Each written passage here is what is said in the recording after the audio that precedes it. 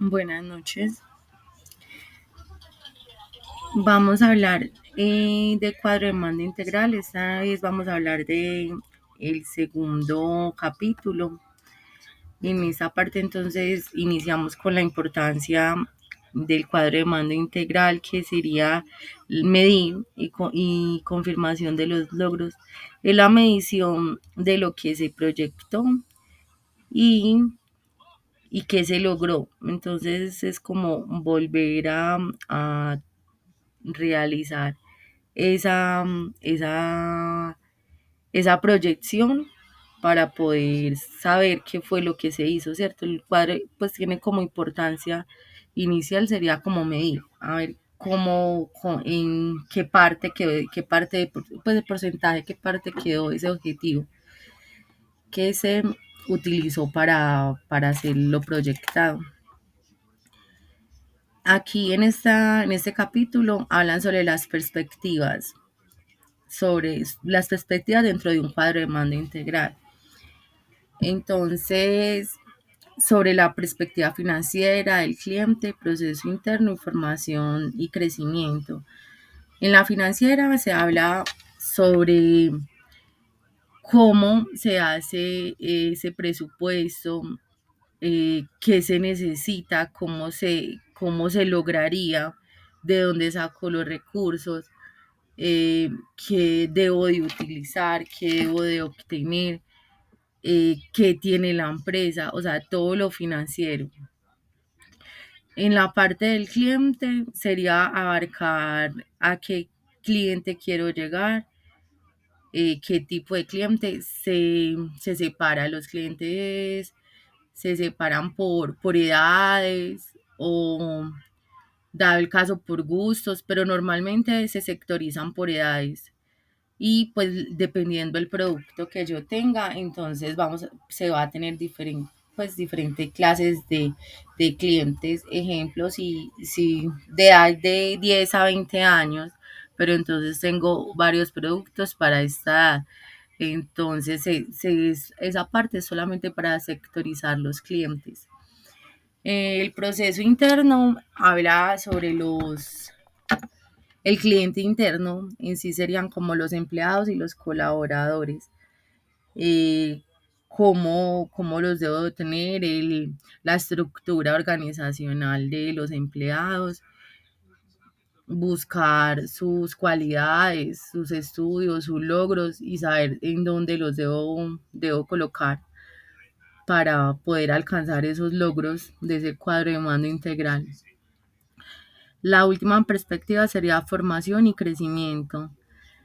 Esta es para la formación de los empleados o de la parte interna o de los ejecutivos, pero es la formación constante y el crecimiento educativo constante.